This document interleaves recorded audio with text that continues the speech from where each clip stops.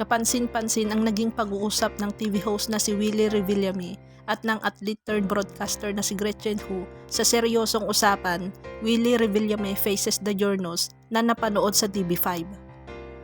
Kasama ni Gretchen na nag-interview kay Willie, sina Ed Lingaw, Lord De Vera at Patrick Pais.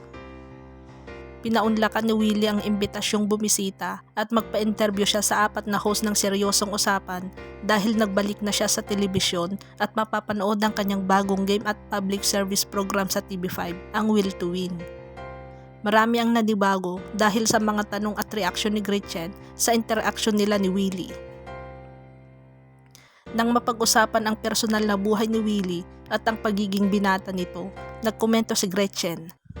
Sabi ng dating volleyball player, "Wag na rin akong mag-asawa no." Nangibabaw ang pagiging komedyante ni Willie dahil sa sagot niya sa sinabi ni Gretchen. "Gusto mo tayo na lang?" Natatawang tanong ni Willie kay Gretchen na tila nagulat sa narinig. Kasi pati ikaw nadadamay ka, ayaw mo mag-asawa. Depende, mamaya magustuhan kita, magustuhan mo ako. Hindi naman nagpatinag si Gretchen dahil muli nitong tinanong si Willie. Dapat ba akong umiwas sa mga tulad nyo? Seryosong sagot ni Willie, ba't ka iiwas sa tao na may magandang puso? Ba't ka iiwas sa taong hindi illegal ang ginagawa? Legal ang ginagawa, mahal ng mga mahihirap. Ba't ka iiwas sa taong mabuti ang hangarin? Natawa naman ang mga male co-host ni Gretchen at nagbirong wala nang maisagot ang dalaga. Tinanong naman ni Lord si Willie kung ano ang pwede nitong ialay sa isang babae. Maging masaya lang siya, happiness, sabi ni Willie. Muling humirit si Gretchen at nagtanong, paano kung gusto ko ng loyal, committed? Bibigyan kita ng loyal true orange, mabilis na sagot ni Willie. Natawa ang mga host ng seryosong usapan pero hindi na seryoso ang kanilang pag-uusap. Pagpapatuloy ni Willie, kunyari tayong dalawa ang magsyota, bago diba syota? Kung mabait ka sa akin, ba't kita sasaktan? Tanong muli ni Gretchen, hindi naging mabait sa'yo. Paliwanag ni Willie, hindi naman, during that time, hindi pa ako handa. Ngayon palagay ko at my age going 64, magloloko pa ba ako? Si Willie naman ang nagtanong kay Gretchen, ba't ba ang mga tanong mo tungkol sa pag-ibig? Balungkot ka ba, Gretchen? Sagot naman ni Gretchen, masayang masaya. Tanong naman ni Willie, may boyfriend ka ba? Sagot ni Gretchen, wala, masayang masaya akong mag-isa kasi ayaw ko ng sakit sa ulo kasi baka magkasal tapos hihiwalay lang. Sabi naman ni Willie, ginagaya mo lang ako, hindi sakit sa ulo ang boyfriend, maghanda ka na, ano ba ang gusto mo sa isang lalaki?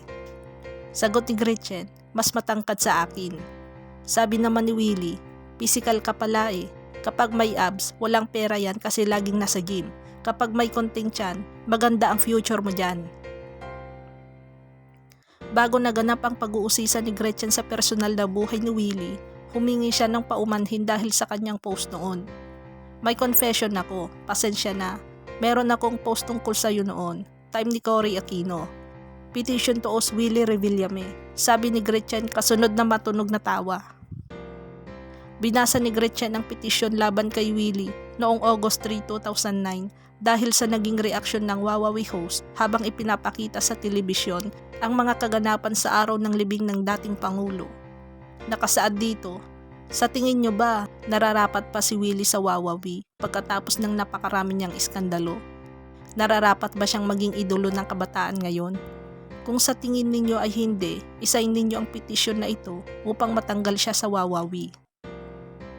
Matapos basahin ang petisyon mula sa kanyang hawak na cellphone, tila pakyut na sinabi ni Gretchen kay Willie, memorize ko po yung kanta ninyo. Tugon ni Willie, hindi ka naman nag-iisa, marami bang nagpetisyon? Reaksyon ni Gretchen, hindi ko po alam yung resulta. Sabi ni Willie, dapat itanong mo, ipinipetisyon mo ako. Wala pala nagpipetisyon di ikaw ang talo. Isipin mo nagdaan na ako sa stampede, 71 dead people. Pinabalik ako ng ABS. Ipinakita sa akin ni Ma'am Charo yung emails na lahat. We're praying for you. Hindi mo kasalanan. Bumalik ka kasi ang nanay ko namimiss ka. Those things. Alam mo ba yon? Isa ka lang sa mga nagpipetisyon. Ilang milyon yung gustong bumalik ka, talo ka. Ang stampede na tinutukoy ni Willie ay ang naganap na stampede sa unang anibersaryo ng noontime show na Wawawi noong February 4, 2006, Sabado. Dumagsa ang tinatayang 30,000 katao sa Philippine Sports Arena o Ultra sa Pasig City upang saksihan sana ang first anniversary special ng Wawawi. Pero nauwi ang dapat sanang malaking kasayahan sa isang malagim na trahedya nang magkaroon ng stampede sa pagpasok nga ng mga tao sa loob ng venue. Dahil sa nangyari ay mahigit 70 katao ang namatay, samantalang humigit kumulang 400 ang ipapaang nasaktan.